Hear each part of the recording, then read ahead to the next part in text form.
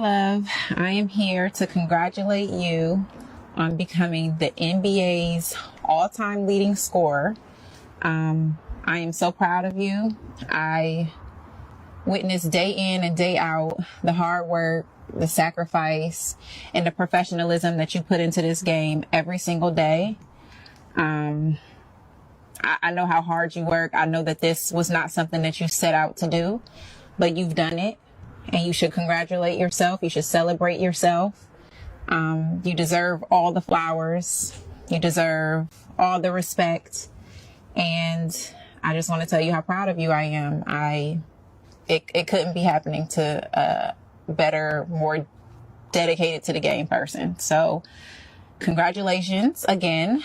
I love you. And Bron, what up, dog? I am so grateful to witness this moment in history. Nah, this one take the cake. Hell, congrats. Congratulations on becoming the NBA's all-time leading scorer. What a legendary night in NBA history. My favorite thing about being a LeBron James fan is just watching you prove yourself over and over again against all odds and all doubt. It's always fun watching the Lakers get it done. This is one of the greatest accomplishments in sports history. Truly an honor to be part of it as a teammate. You changed the game of basketball. It's been an inspiration since day one. You did that, and I know you get a bigger kick out of a great pass than a score. From the time you went to the league, when you had the doubters and the naysayers and people that think you wouldn't take it this far, you proved them wrong, dog. Okay, You know?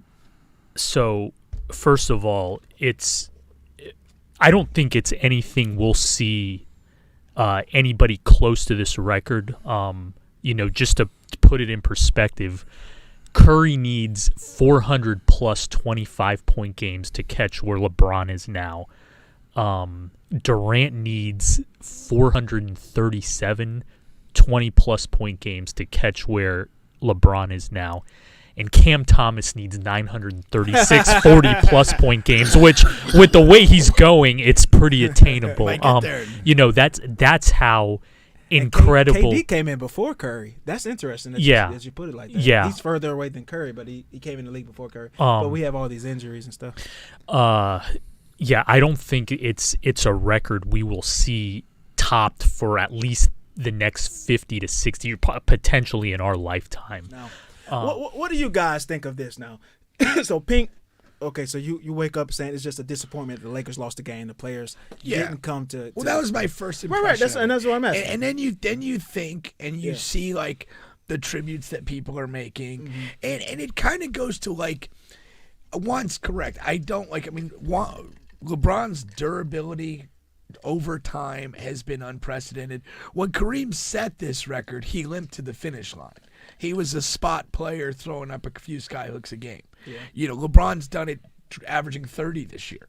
So, I mean, the idea that somebody's going to come along anytime in the next couple decades and put together 18 or 20 years of basketball, very little injury time and stuff like that. I mean, the two other guys you mentioned, were like Steph and KD, and they're essentially often injured compared to LeBron. They're injured right now. Yeah, they're injured right now, but it's this is not an aberration. Right. Steph has missed a number of games over his career. KD's missed entire seasons. Yeah, the only guy I could see trying to or maybe making a run is Luka, but I just think Luka's can his body hold up? I don't think it will. Only because he comes into every season almost out of shape. This year, he came in fairly in shape. Well, with Slovenia, playing with Slovenia, that helped a lot. The one guy I think has a chance, but I just haven't figured out how his game will age as it comes along, is Tatum. Yeah, I think he definitely scores it enough, but will he? I haven't seen him get injured a lot. Yeah, will he have the longevity in his career in order to do something like that? That remains to be seen. I think the problem with Tatum is that he's as ironic as this may be, he's almost too much of a scorer, not enough of a facilitator. And I think as his career evolves and he ages, it's going to be harder to command large minutes and large usage rate. He'll end up kind of fading into more of like an instant offense guy or something like that than a guy that's going to, like LeBron is still the hub of his team. and he still has a billion touches a game. I don't think Tatum is going to age in that manner. No, that's true. But yeah, Tatum and Luka would be my two. Luka would be the best, but reality-wise, you're probably looking at somebody who is maybe a toddler right now. Yeah, in all seriousness, or Cam Thomas. I mean, Jesus, that guy is a bucket, man. He's got to just be mad. Like that, I would be mad too. I mean, I can obviously score in this league, and you guys have been just fucking sitting on me forever. Yeah, listen, Cam Thomas. The league as a solid scorer. I don't know. Oh, why listen, he had this opportunity. I can tell you why, and listen, I'm not trying to sound like a hater here, but the reality is, he doesn't do anything else other than shoot and score that is conducive to winning. So I'll give you this example. In 24 hours, if the Nets manage to hang on to Kevin Durant, I think the lineup of Ben Simmons, Cam, KD, Dorian Finney-Smith, and Nick Claxton, that is a hell of a team right there. And that's a perfect let Cam cook, because he's the second best scorer on that team. And he doesn't have. He's around 3 elite defenders, 1 pretty solid defender, and he's around 2 of the best passers and 3-point shooters,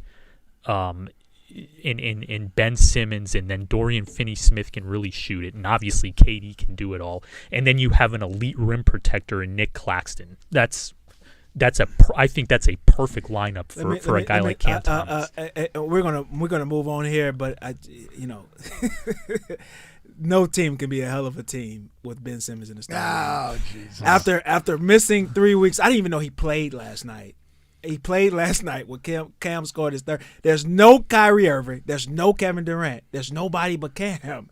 Ben plays. He starts. He plays a full game. He goes 1 for 2. Hey. With no free throw attempts, 2 points and 4 rebounds from your 6'10" maximum contract player. And I have to tell you, I'm just elated to see it. Nothing makes me happier in life. The coochie, nothing makes me happier in life to see Ben Simmons suffer and be bad at basketball. But moving on here, because we're happy. We're happy times. That's happy too, though. But so listen. Hear me out on this, and you tell me where I'm off base, right? My thing is this.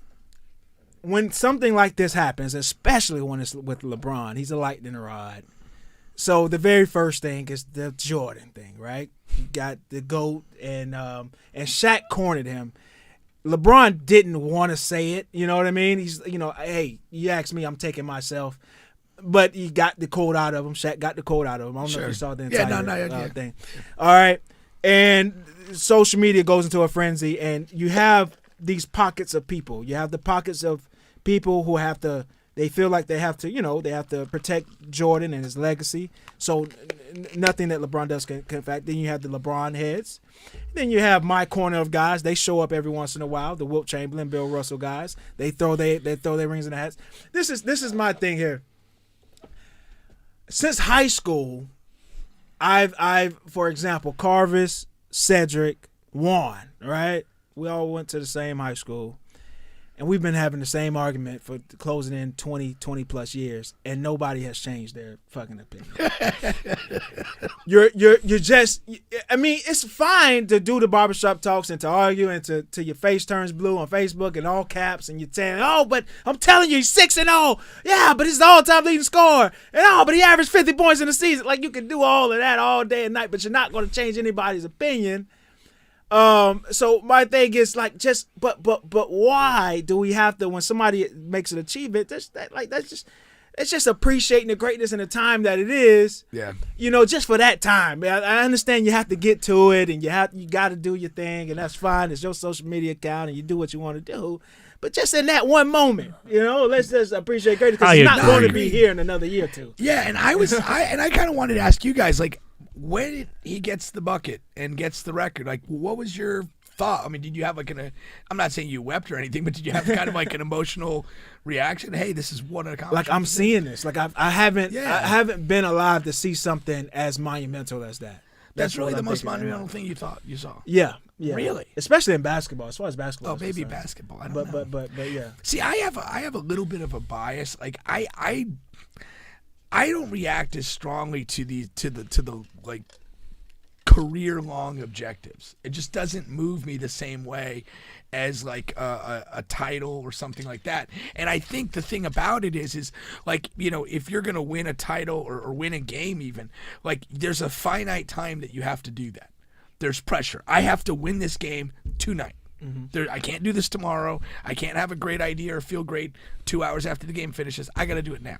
And to me, that's so central to the essence of sport, is that you have to perform on command when it matters. And so I'm always a little bit more drawn, and I'll become more emotional when something happens, like, you know, in a title situation or a big game like that, than I will something that almost becomes an inevitability. That, you know, at some point it was clear. He's still playing at a great level. He has enough games. This is going to happen. I mean, and as far as we know, he wants to play probably another 2 seasons until, you know, potentially Bronny's in the league.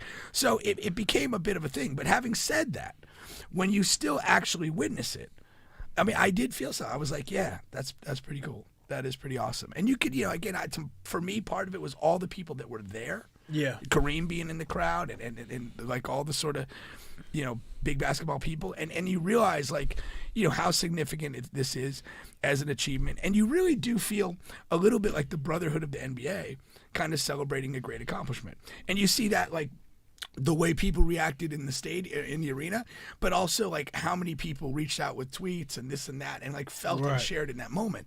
And to me, that's the big beauty of accomplishment, is when you do something special that you make other people, even your peers, be like, damn, I'm happy I was here for that. Right. You know, and so, I mean, hats off to him. I mean, if you look at him in a big picture thing, this guy was the anointed guy from high school, and he's literally done everything you could ask a guy to do. And, you know, he's done it in an era where it's just so popular to, you know, look at anything and have a negative opinion about it. And it's inevitable that he's always going to be like a polarizing guy because of that. But, you know, when you step back, you have to just appreciate everything he's accomplished.